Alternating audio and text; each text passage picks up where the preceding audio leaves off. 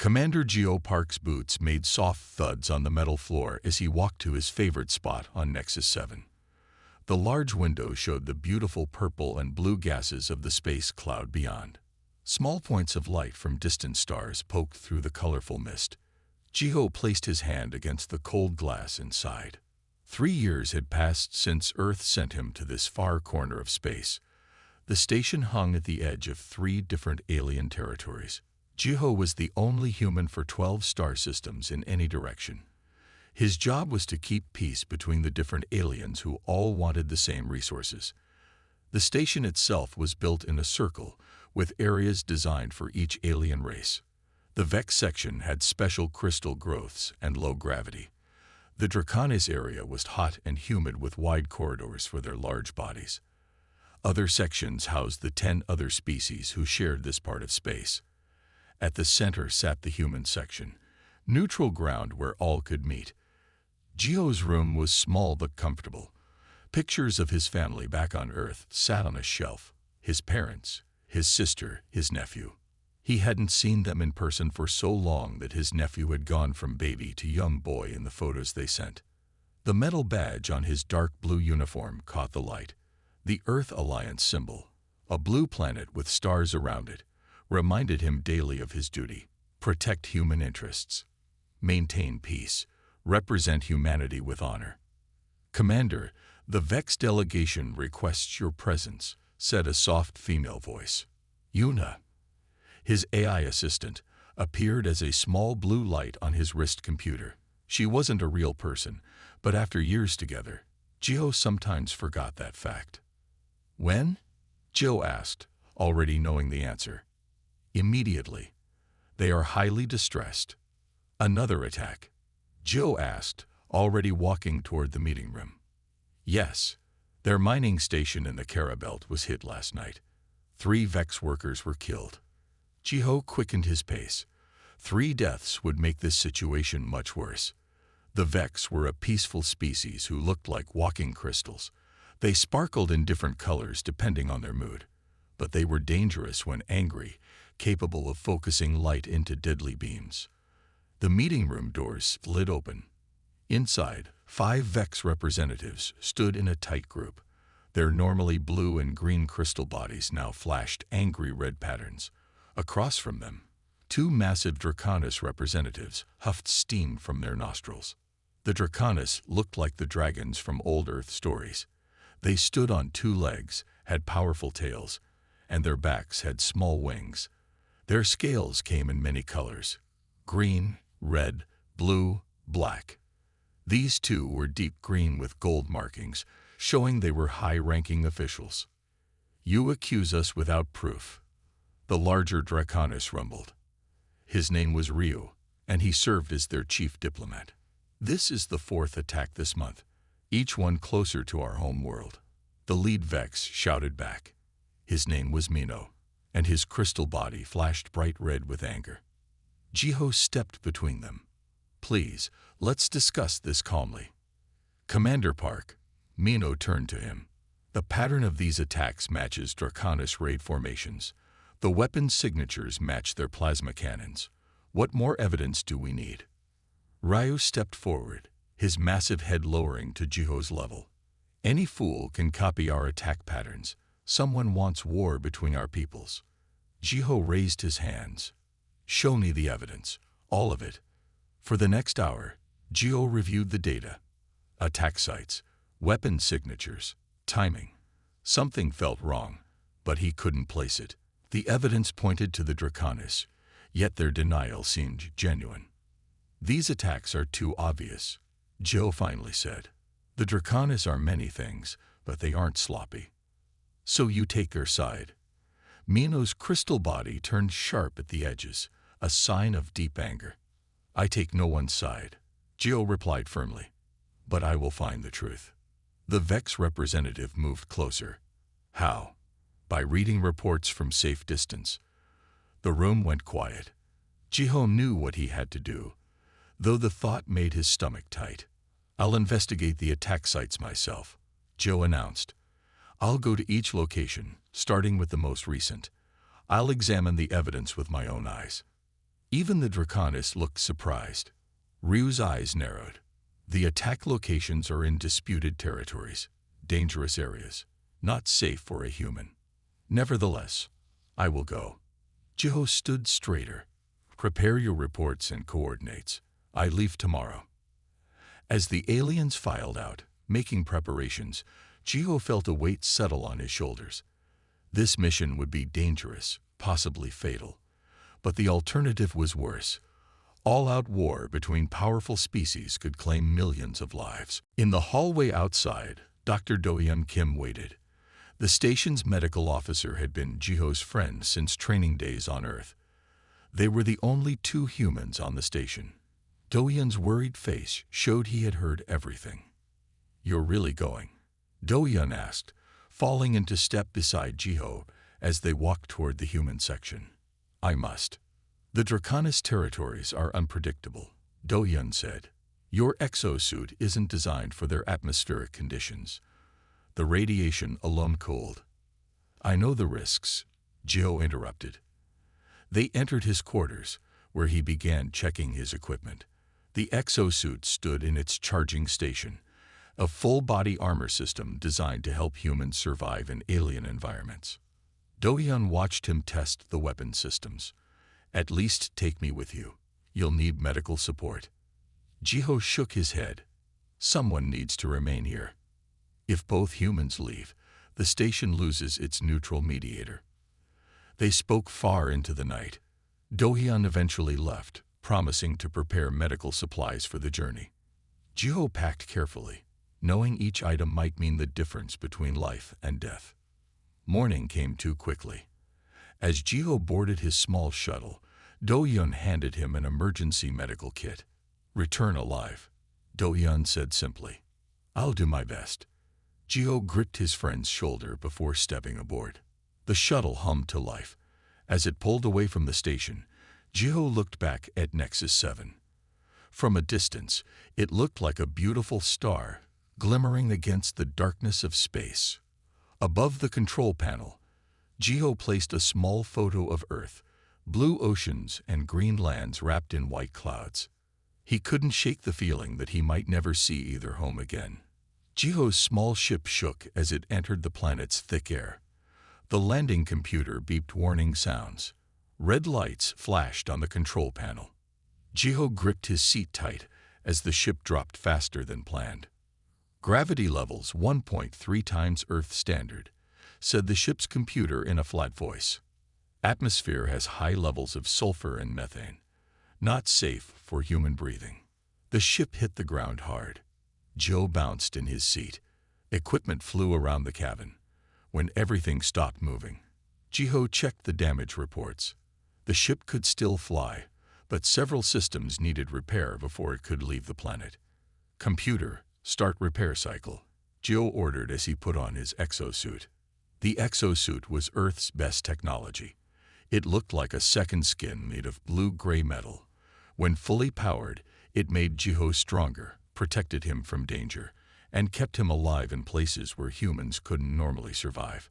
A clear helmet covered his head, showing data on small screens inside. Jiho stepped out onto the planet's surface. The sky above was a strange orange color. Two small moons hung low on the horizon.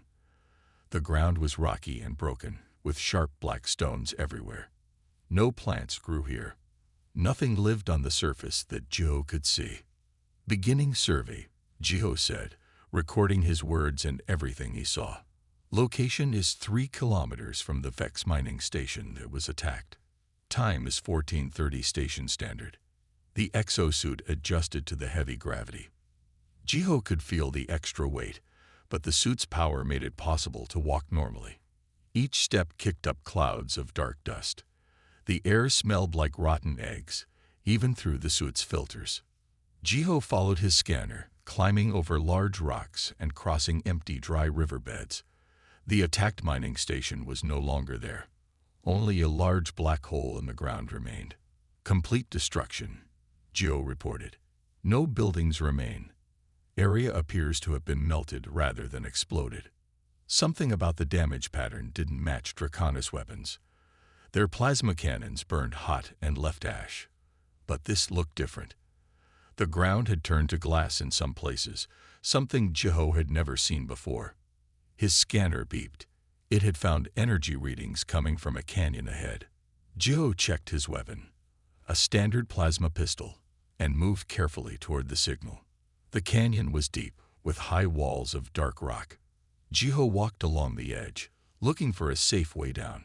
His scanner showed the energy source was getting stronger. Recording all telemetry, Jiho said to his suit's log, "Energy patterns don't match Vex or Draconis technology. There's something else." The ground beneath him erupted. A blue light shot up from below, hitting Jiho with great force. The beam threw him backward. He tumbled down the rocky slope, bouncing off stones. Warning lights flashed inside his helmet. The suit's power levels dropped quickly.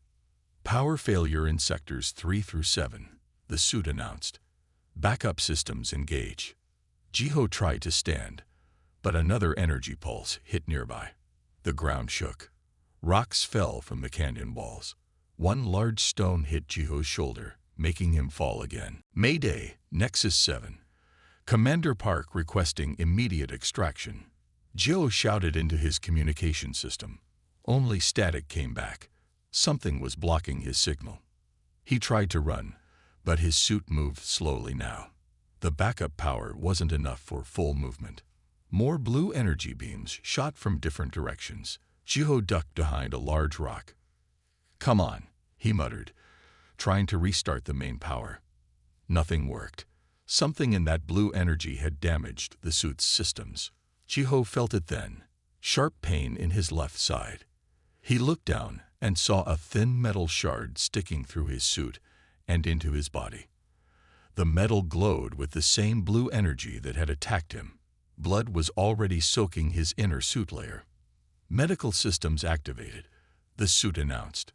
Tiny robots, smaller than a grain of sand, flowed toward the wound. These nanites could heal most injuries in minutes. But something was wrong. As the nanites reached the glowing metal, they stopped working. Jiho watched in horror as they fell apart into dust. "Anti-nanite weapon," he gasped. This was bad. Very bad. The nanites were his best chance for survival. Without them, he would bleed to death long before help could arrive, if help was even coming. Jiho pulled the metal shard out with a cry of pain. More blood flowed. He pressed his hand against the wound, but blood seeped between his fingers.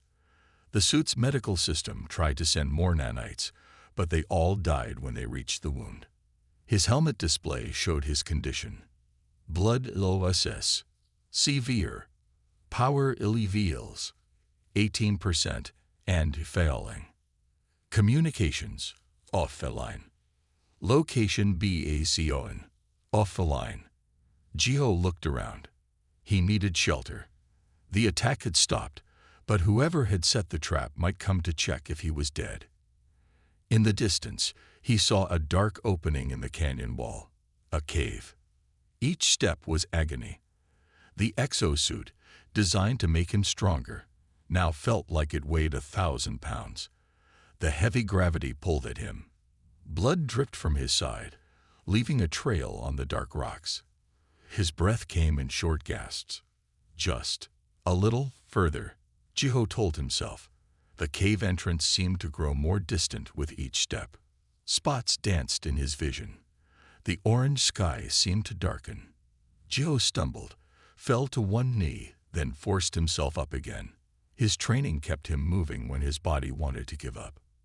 After what felt like hours, Jiho reached the cave entrance. He dragged himself inside, leaving a smear of blood on the stone floor. The cave was cool and dark. He collapsed against the wall, breathing hard. Power levels critical, the suit warned. 5 minutes of life support remaining. Jiho tried the communication system one last time. Nexus 7. This is Commander Park. Need immediate. Medical. Only silence answered him. Jiho's eyes grew heavy. The pain in his side had become a dull throb. He knew this feeling. His body was going into shock. Without medical help soon, he would die here. Jiho thought of Earth, of his family. They would never know what happened to him. Do-hyun would search, but this planet was large. Finding one body would be nearly impossible. A shadow fell across the cave entrance. Jiho forced his eyes open. Large shapes blocked the orange light from outside. His vision blurred, but he could make out the unmistakable form of wings and horned heads. Draconis warriors. At least 5 of them, maybe more. So they were behind it after all. Jiho thought bitterly. His hand moved to his sidearm, but he lacked the strength to draw it. What good would it do anyway? One human against many Draconis was no fight at all. The largest shadow moved into the cave. Jiho could see golden eyes reflecting what little light remained. The Draconis warrior approached slowly, steam rising from its nostrils in the cool cave air. Jiho's eyes closed despite his efforts to keep them open. Darkness pulled at him from all sides. His last thought before consciousness faded was simple and sad. Humanity would never know what truly happened here. Pain came first. A sharp, burning feeling in Jiho's side that made him want to cry out. Then came the cold. His body felt like ice. His fingers and toes were numb. His mouth was dry, like he hadn't had water for days. Jiho didn't open his eyes right away. His thoughts moved slowly, like walking through deep mud. Where was he? The last thing he remembered was the cave, the wound in his side, and the dark shapes at the entrance.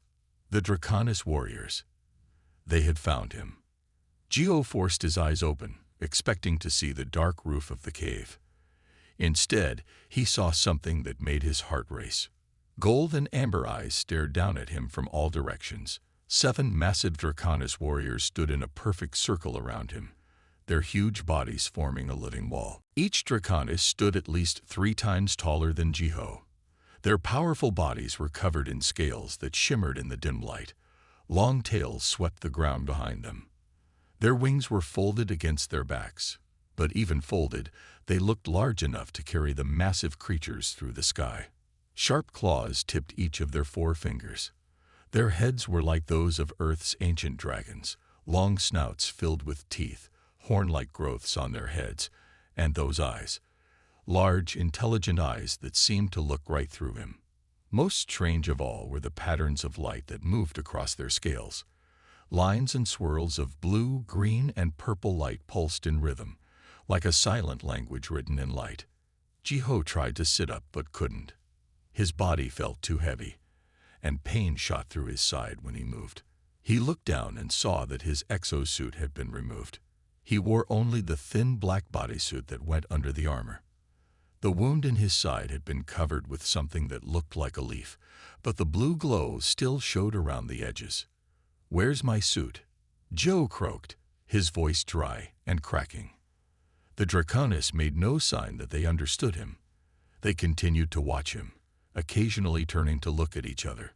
Low rumbling sounds passed between them. Their language, Joe assumed. Without his translator, which had been part of his exosuit, he had no way to understand them. Jiho looked around as much as he could without moving his body. He was still in the cave, but deeper than he remembered going. The floor had been cleared of rocks, and he lay on what felt like soft sand. His exosuit was nowhere to be seen. Why am I still alive? Jiho wondered. The Draconis were not known for taking prisoners. If they had found him wounded in their territory, he had expected a quick death. One of the Draconis made a higher sound, almost like a whistle. The others responded with similar sounds. Were they talking about him, deciding his fate? Jiho tried to think clearly. What did he know about the Draconis that might help him now? They were an ancient species, one of the first to travel between stars. They were territorial and fierce in battle. They rarely spoke to other species and seemed to view most others as beneath them. Their technology was advanced, but different from human tech, more biological than mechanical. None of that explained why they would keep him alive. "If you're going to kill me," Jiho whispered, looking at each of the massive creatures in turn, "get it over with." The Draconis with the brightest scales, a blue so deep it was almost black, with patterns of light that seemed more complex than the others, stepped closer. This one was larger than the rest, its head adorned with more horn-like growths, marking it as older or more important. It lowered its massive head until one golden eye, larger than Jiho's fist, was level with his face. The eye blinked slowly, its pupil narrowing to study him. Jiho could see his own reflection in that eye. Pale, weak, afraid. The blue-scaled Draconis made a low humming sound. Its breath was hot against Jiho's skin, smelling of something like cinnamon and smoke. A clawed hand reached toward him. Jiho closed his eyes. This was it. He thought of Earth, of the blue oceans and green forests he would never see again. He thought of his parents and his sister, who would only know that he disappeared on a mission. He thought of Doyun, who had warned him not to go. "I'm sorry," Jiho thought, though he wasn't sure who he was apologizing to. The claw touched his wounded side gently. Jiho expected pain, but instead felt a strange warmth spreading from the spot. He opened his eyes in surprise. The blue-scaled Draconis was carefully examining the wound, the light patterns on its scales pulsing faster now. It made a series of clicking sounds to the others. They responded with similar clicks and rumbles. Then, as if following a silent command, all 7 Draconis moved closer to Jiho. Their massive bodies formed a tighter circle, their wings beginning to unfold. "What are you doing?" Jiho asked, his voice barely above a whisper. Fear gripped him again. Were they going to crush him? Was this some kind of ritual before they killed him? The wings spread wider, blocking out what little light had been in the cave. The Draconis pressed closer, their scaled bodies now touching each other, forming a solid ring around Jiho. He could feel their body heat, surprisingly warm for reptilian creatures. Darkness fell as their wings folded over him, creating a living tent. Jiho could no longer see anything. The last glimpse he had was of those golden eyes all watching him, unblinking and ancient. In the complete darkness, Jiho became aware of a new sensation. The light patterns on the Draconis scales were now the only source of illumination, a faint, pulsing glow that barely outlined their massive forms. The lights seemed to be pulsing in unison now, all following the same rhythm. Jiho felt the fight leave his body. Whatever was happening, he had no strength to resist it. He would die here, alone in the dark, surrounded by alien beings who couldn't understand his words. Humanity's representative would disappear, and no one would ever know the truth. The wound in his side began to feel strange. Not painful exactly, but different. The blue glow seemed to be responding to the light patterns on the Draconis scales, pulsing in the same rhythm. As consciousness began to slip away again, Jiho surrendered to what he believed was the inevitable end. Strange that death should come so peacefully, surrounded by the very creatures he had been taught to fear. His last thought before darkness took him completely was to wonder why the Draconis had bothered with this elaborate ritual for one dying human, unless they weren't trying to kill him at all. Warmth spread through Jiho's body. This feeling was not what he expected. Death should be cold, he thought. But the warmth grew stronger, flowing from his toes to his head like gentle waves. Jiho didn't understand what was happening. Inside the dark circle of Draconis bodies, he could see nothing. But he could feel. The pain in his side, which had been sharp and burning, began to change. It felt more like the tingle you get when a numb hand wakes up. A soft blue light filled the small space. It came from the scales of the Draconis surrounding him. Their light patterns moved in perfect rhythm now, like they were all singing the same silent song. The air around Jiho felt thick and smelled sweet, like flowers and honey. What are they doing to me? Jiho wondered. He tried to move his fingers and was surprised when they responded. The weakness that had kept him still was fading. Something in the air was healing him. Jiho could almost see it. Tiny sparkling bits floating from the Draconis scales and landing on his skin. Where they touched, strength returned. The wound on his side tingled more strongly. Jiho carefully touched the spot where the strange metal had pierced him. The skin felt warm and soft, no longer torn. The blue glow that had killed his medical nanites was still there, but it was changing color, becoming the same shade as the lights on the Draconis scales. Minutes passed, or maybe hours. Time felt strange in this dark, warm space. Jiho drifted in and out of sleep, each time waking stronger than before. The Draconis never moved. Their breathing seemed to match his own. Then, slowly, the wings above him began to fold back. Light from the cave returned. The circle of Draconis bodies widened. Joe blinked as his eyes adjusted to the light. He sat up. The movement was easy, painless. He looked down at his side in amazement. Where the terrible wound had been, only a pale scar remained. The skin around it was healthy and whole. "I'm healed," Jiho said in wonder. He looked up at the 7 massive creatures who still watched him. "You healed me. But why?" The blue-scaled Draconis made a series of rumbling sounds. Without his translator, Jiho couldn't understand. He shook his head to show he didn't understand. The smallest of the 7 Draconis moved forward. It was still twice Jiho's height, with scales of deep green. In its clawed hands, it held something that looked old and strange. A round device made of metal and crystal. The device had no buttons or screens that Jiho could see. The green Draconis placed the device on the ground between them. It touched one claw to a crystal on top, and the device lit up. A beam of light shot upward, forming floating symbols in the air. The symbols spun and changed, rearranging themselves until they formed words in Earth Standard language. "You carry the bloodline." The floating words read, "Ancient kinship recognized." Jiho stared at the words, not understanding. "Bloodline. Kinship. What do you mean?" The blue-scaled leader made more sounds. The device transformed them into words. "Long ago, before memory of most species, Draconis visited Blue World. Your world." Jiho's eyes widened. "Earth? You visited Earth." The device showed new words. "Yes. When humans were new. We watched. Some Draconis stayed. Mixed blood with early humans.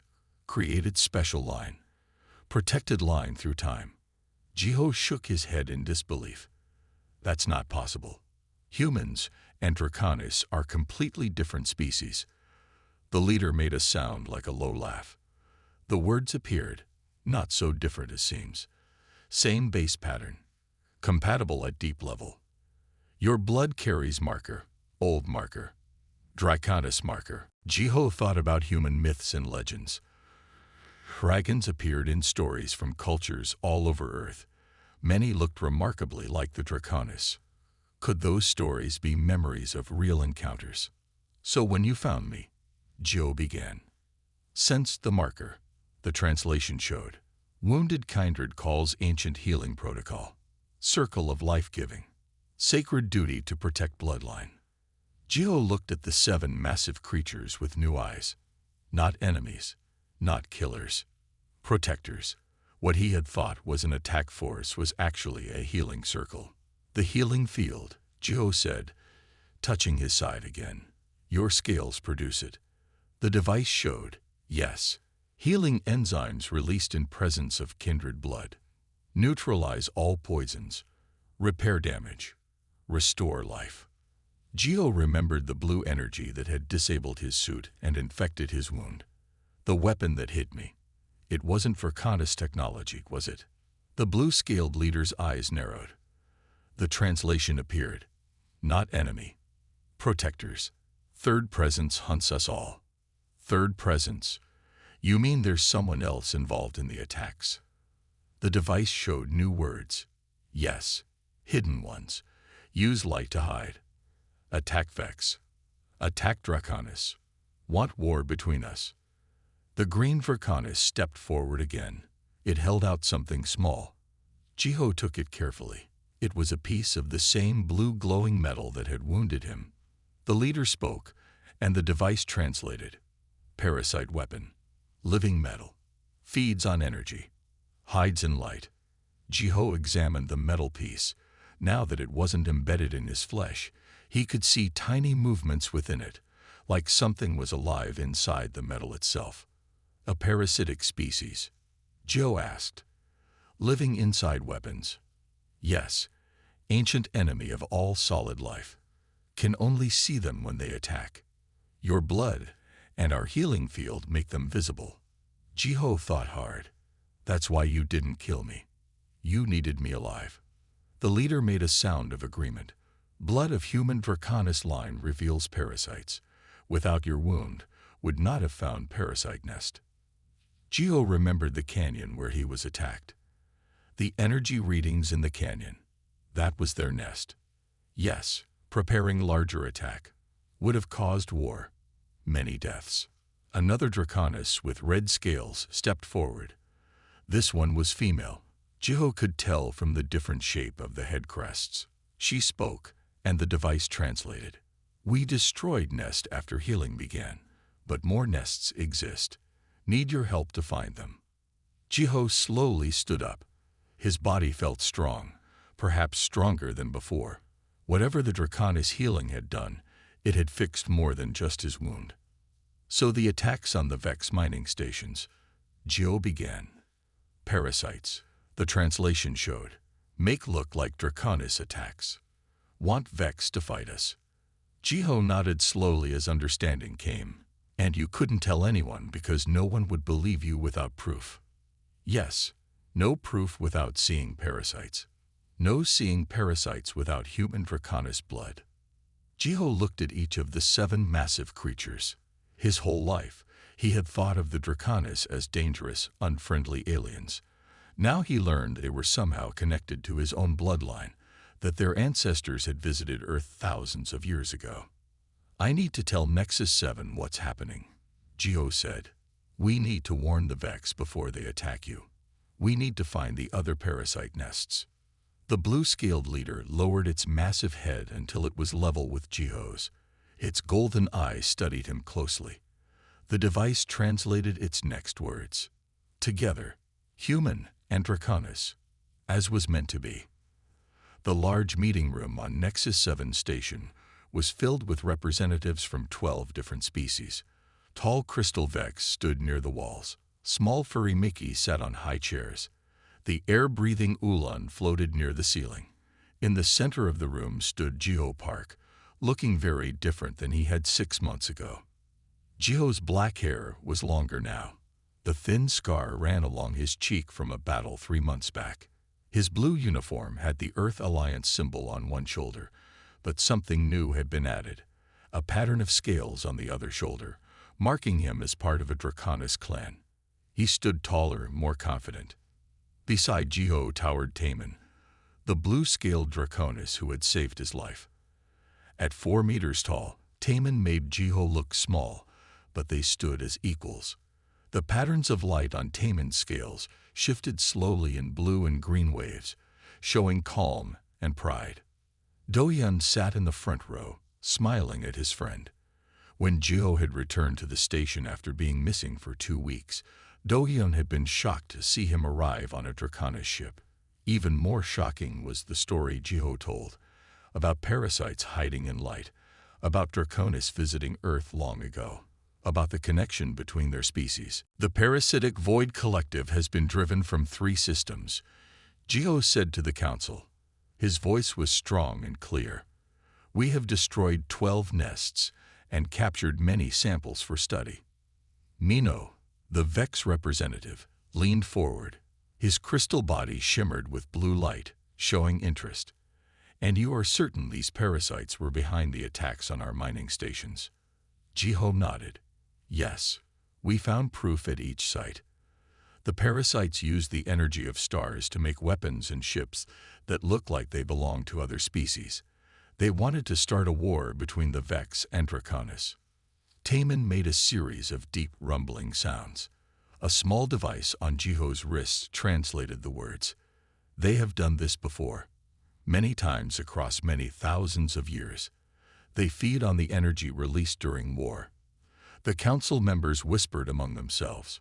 Most had been suspicious when Jiho first returned with his wild story. Some had thought the Draconis had brainwashed him. But the proof had been clear when they found and destroyed the first parasite nest together. "Show them," Jiho said to Taman. Taman reached into a pouch at his side and pulled out a clear container.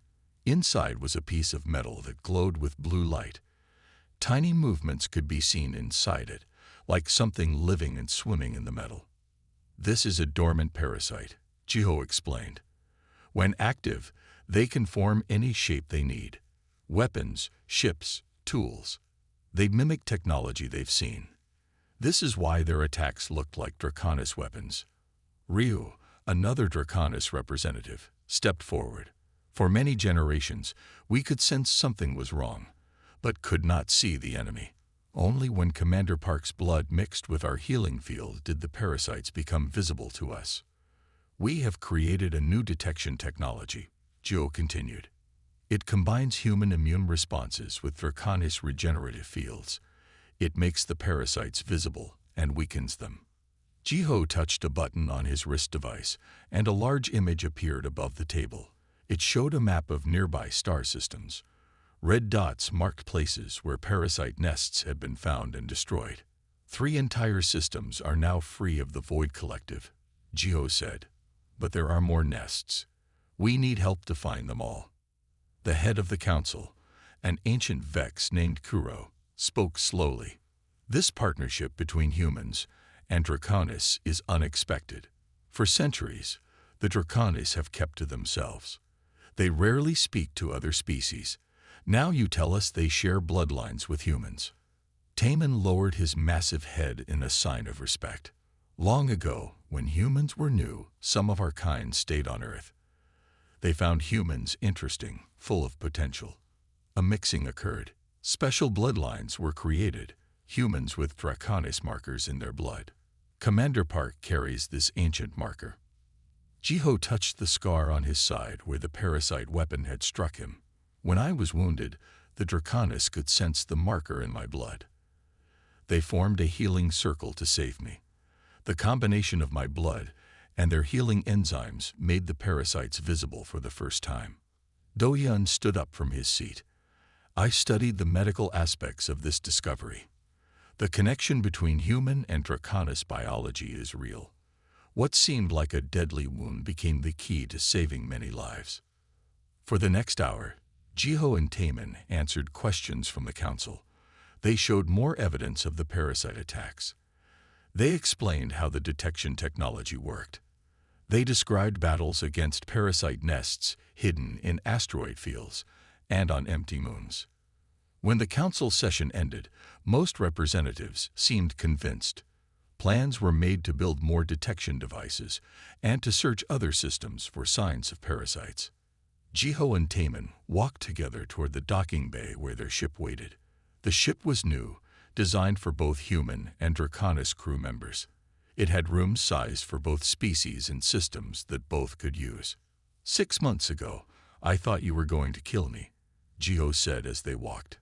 "Now we're fighting side by side." Taman made a sound like a deep chuckle. "Your human weakness became your greatest strength. The wound that should have killed you revealed the enemy that would have killed us all." Jiho smiled at the irony. If he hadn't been injured, the parasites might still be hidden. The war between Vex and Draconis would have started. Millions might have died while the real enemy fed on the energy of their conflict. They reached the ship, where a mixed crew of humans and Draconis waited. In the 6 months since Jiho's discovery, 20 other humans with the ancient bloodline marker had been found. Each now worked with Draconis partners, forming new bonds between the species. Do-Yun says the marker appears in about 1 in 50,000 humans. Jiho said, "Not common, but enough to build a real alliance." "As it was always meant to be," Taman replied. "Our ancestors saw potential in yours. Now that potential is fulfilled." Jiho touched the scale pattern on his uniform.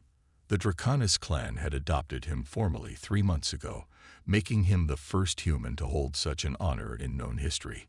"Ready to continue our patrol of the border regions?" Taman asked, looking down at his human partner. Jiho nodded, following his Draconis friend up the ramp into their ship, where once he had been a lone human among aliens. Now he was something new, a bridge between worlds. In the darkest moment of his life, surrounded by what he feared most, he had found unexpected salvation. As their ship lifted off from Nexus 7, Joe looked out at the stars. The parasites were still out there, hiding in the light between worlds. But they weren't hiding alone anymore.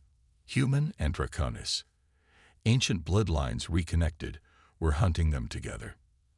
And that gave the whole galaxy new hope. The end.